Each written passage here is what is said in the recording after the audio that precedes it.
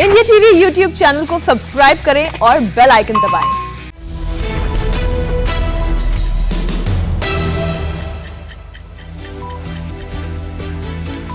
नमस्कार, मैं हुसैन रिजवी। नमस्कार, बहुत स्वागत है आपका। आपके साथ मैं हूं ज्योत्सना पाटले। सुबह के 9 बजे हैं और हम आपके लिए लेकर आए सुबह 9 बजे की 9 बड़ी खबर। आज हम आपको कोरोना की कुछ चौंकाने वाली तस्वीरें दिखाएंगे। ऐसी खबर जिसे देखकर आंसू रोकना मुश्किल हो जाएगा। इस महामारी ने इंसानों को कितना बेबस और लाचार कर दिया है, ये आप देखेंगे तो हैरान रह जाएंगे। और ये सब तस्वीरें कहीं और की नहीं बल्कि आपके ही शहर की हैं।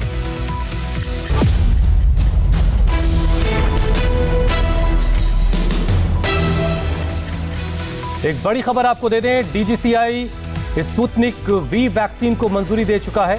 देश में ये तीसरी वैक्सीन है जिसे मंजूरी मिली है। स्पुतनिक वी को मंजूरी दे दी गई है और इस तरह से ये तीसरी वैक्सीन है जो अब देश के लोगों को मिलेगी। कोरोना हर रोज नए रिकॉर्ड बना रहा है। पिछले 24 घंटे में फिर नए केस आए हैं और इस बार तो नए केस ने दुनिया को भी चौंका दिया है। ब्राजील को पीछे छोड़ते हुए भारत अब दुनिया का एक ऐसा दूसरा देश बन गया है जो सबसे ज्यादा महामारी से प्रभावित है। 1,60,700 नए कोरोना केस। पिछले 24 घंटों में नए कोरोना केस का नया पहाड़ बना। रविवार के मुकाबले सोमवार को करीब 10,000 केस कम आए, लेकिन खतरा और खौफ रत्ती भर भी कम नहीं हुआ है। एक्टिव मरीजों के मामले में भारत ने ब्राजील को पीछे छोड़ दिया और दूसरे नंबर पर पहुंच गया। अब भारत से ज्यादा एक्टिव मरीज अमेरिका में ही हैं।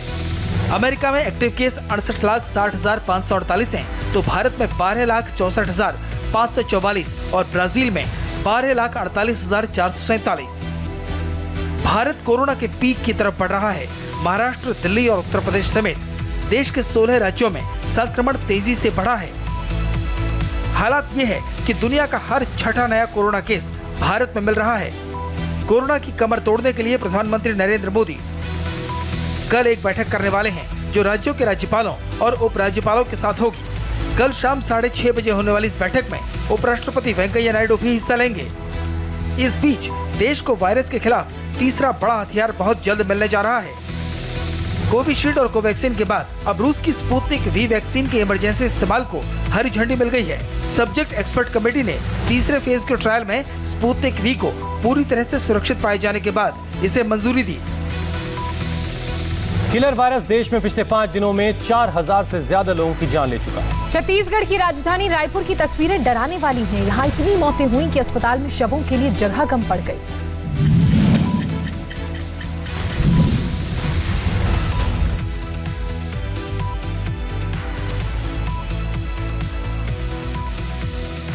छत्तीसगढ़ की राजधानी रायपुर से आई इन तस्वीरों को देखिए। सोचिए और सावधान हो जाइए। तस्वीरें दहशत और खौफ पैदा कर देती हैं। तस्वीरें कह रही हैं कि अस्पताल के कोरोना वार्ड में हर घंटे सिस्टम और स्वास्थ्य सुविधाओं की मौत हो रही है। हर तरफ शव ही शव।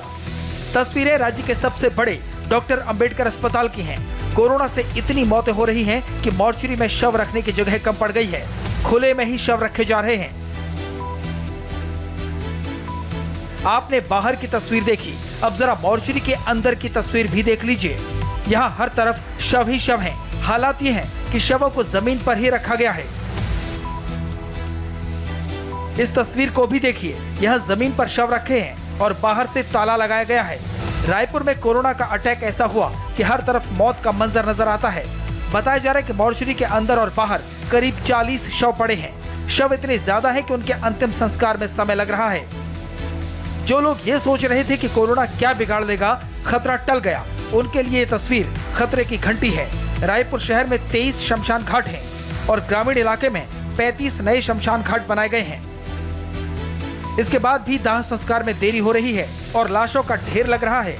छत्तीसगढ़ कोरोना के प्रकोप से पस्त पड़ा हुआ है। छत्तीसगढ़ में 24 घंटे में 13,576 कोरोना संक्रमित मिले हैं। 132 कोरोना संक्रमितों की मौत हो गई है। सिर्फ रायपुर में 24 घंटे में 3,442 लोग कोरोना संक्रमित हो गए और 58 लोगों की मौत हो गई। महाराष्ट्र में हालात सबसे ज्यादा खराब है। मेडिकल सुविधाओं की कमी साफ नजर आ रही है। धुले जिले में एम्बुलेंस की कमी ने एक बेटे को अपनी मां के पार्थिव शरीर को कूड़े की गाड़ी में ले जाने पर मजबूर कर दिया। ये तस्वीरें महाराष्ट्र के धुले की हैं। धुले में कोरोना पेशेंट की लाश को कूड़ा ढोने वाली गाड़ी में डालकर शमशान ले जाना पड़ा। धुले के समोड़े गांव के विष्णु ठाकुर की कोरोना से मौत हो गई। 10 घंटे तक शव ले जाने के लिए एम्बुलेंस नहीं मिली। मजबूर परिवार वाले शव को कचरे की गाड़ी में ले गए।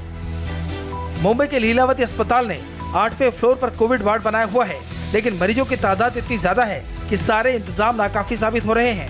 कोरोना वार्ड भर चुका है, बेड खाली नहीं है। मजबूरी में हॉस्पिटल एडमिनिस्ट्रेशन ने लॉबी में ही बेड लगा दिए।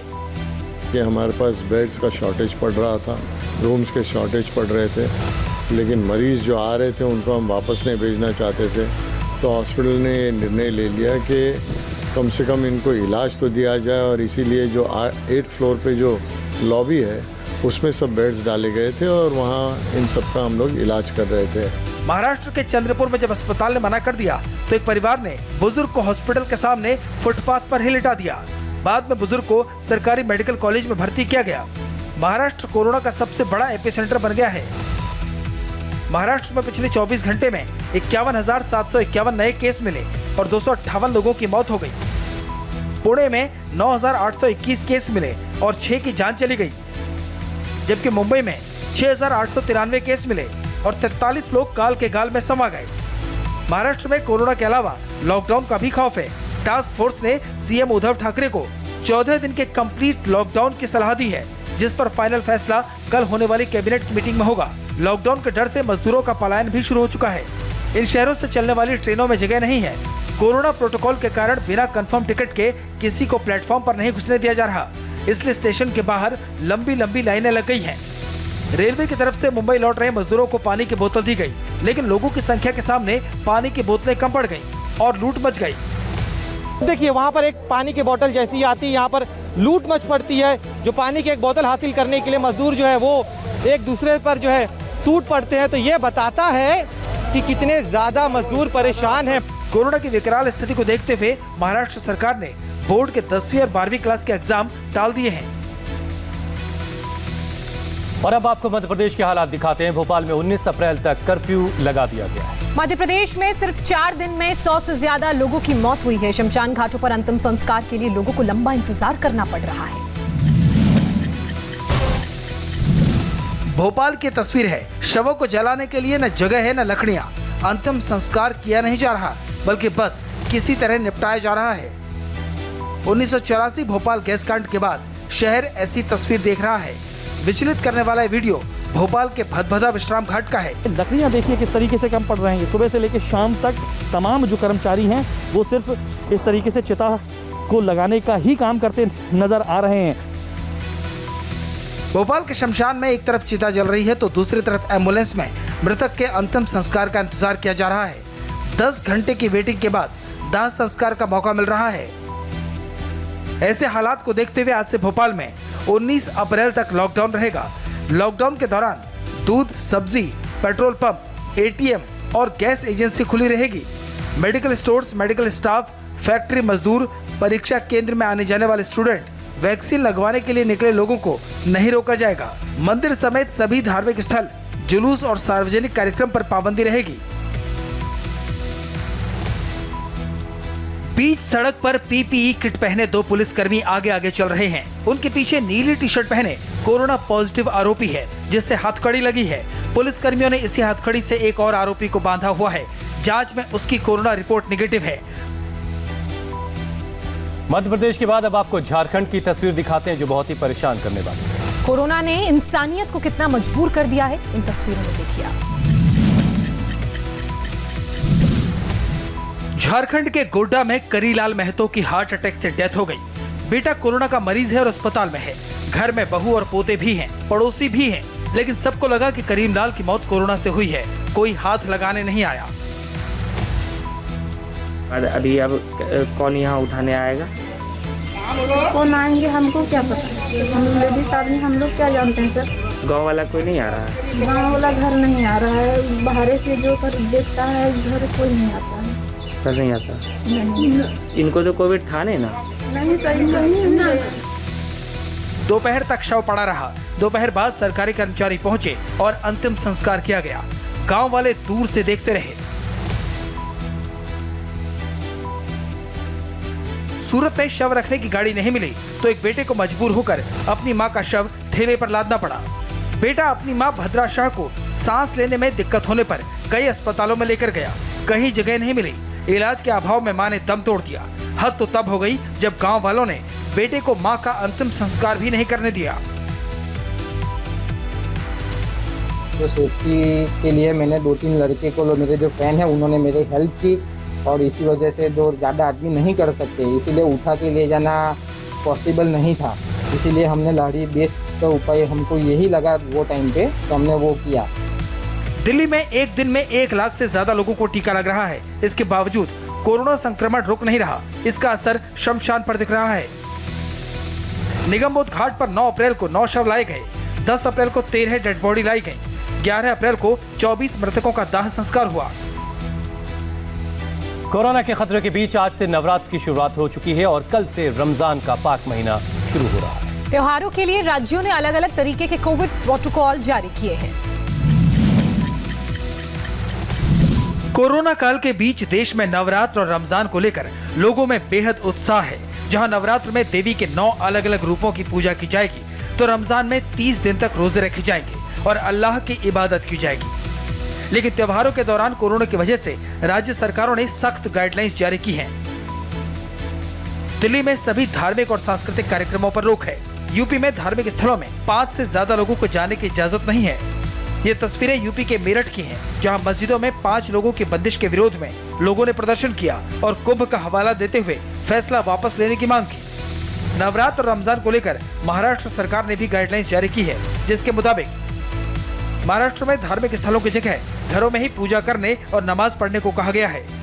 मध्य प्रदेश में धार्मिक स्थलों में सिर्फ पुजारी और मौलवियों को आने की इजाजत है।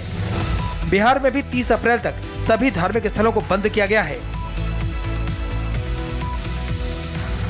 कोरोना महामारी के बीच अब तक देश में 10 करोड़ 45 लाख से ज्यादा लोगों को वैक्सीन लगाई जा चुकी है। सोनिया गांधी ने प्रधानमंत्री मोदी को चिट्ठी लिखकर उम्र की जगह जरूरत के हिसाब से वैक्सीनेशन की मांग की है। देश में टीका उत्सव का आज तीसरा दिन है। पहले दिन 27 लाख लोगों को वैक्सीन लगी, तो दूसरे दिन करीब 37 लाख से ज्यादा लोगों को टीका लगाया गया। इस बीच कांग्रेस अध्यक्ष सोनिया गांधी ने वैक्सीनेशन अभियान पर पीएम मोदी को चिट्ठी लिखकर 3 मांगे रखी हैं। पहली मांग, राज्यों के पास 3 से 5 दिन का स्टॉक है, इसलिए अर्जेंट लेवल पर सप्लाई की जाए। कोविड इंफ्रास्ट्रक्चर जीएसटी फ्री हो। कोरोना से प्रभावित गरीबों को 6,000 रुपए दिए जाएं और बड़े शहरों से लौट रहे लोगों को फ्री ट्रांसपोर्टेशन मिले। आप इवेंटबाजी बंद कीजिए, जिसको भी वैक्सीन की जरूरत है उनको दिलवाइए। तो वैक्सीन का एक्सपोर्ट बंद कीजिए और जो हमारे गरीब भाई बहन हैं उनको इनकम सपोर्ट एकदम दीजिए। देश में 87 दिन पहले वैक्सीनेशन की शुरुआत हुई। इस बीच कई राज्यों में टीकों की कमी की कहानियां सामने आ रही हैं, जिसमें महाराष्ट्र, छत्तीसगढ़, आंध्र प्रदेश और तेलंगाना शामिल है। हालांकि केंद्र सरकार दावा कर रही है कि वैक्सीन के स्टॉक में कोई कमी नहीं है। फिलहाल देश में कोविशील्ड और कोवैक्सीन के टीके लगाए जा रहे हैं। ममता बनर्जी आज कोलकाता में अपने इलेक्शन कैंपेन पर लगे बैन के खिलाफ धरना देने वाली। चुनाव आयोग ने हिंदू मुस्लिम बयान को लेकर ममता बनर्जी के चुनाव प्रचार पर 24 घंटे के लिए रोक लगाई है।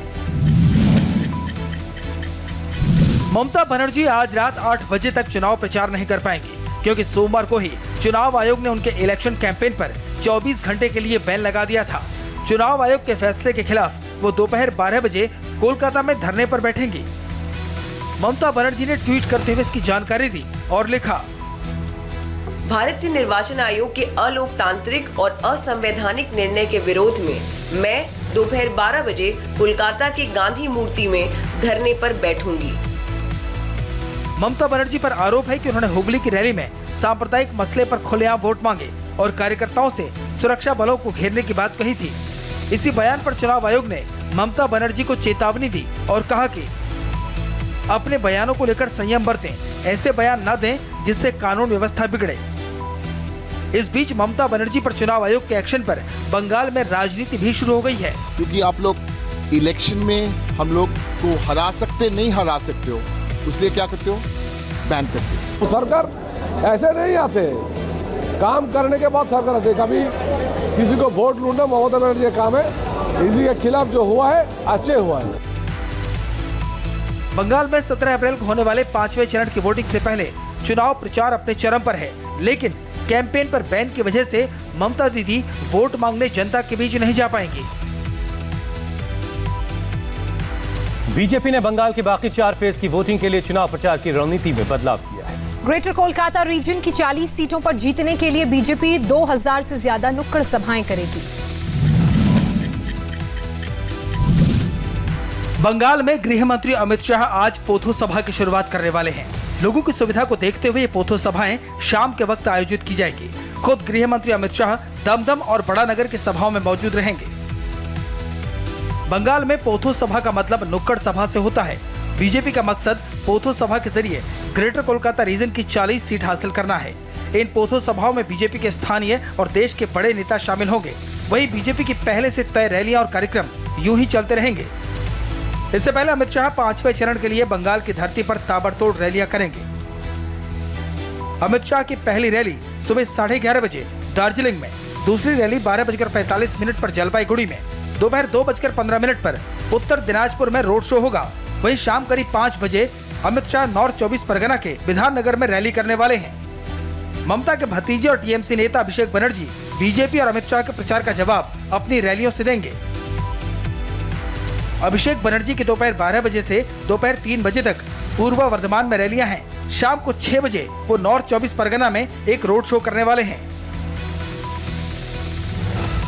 फिलहाल वक्त हमारे लिए एक ब्रेक का है, लेकिन ब्रेक पर जाने से पहले बता दें कि आज इंडिया टीवी पर आगे आपके लिए क्या है खास।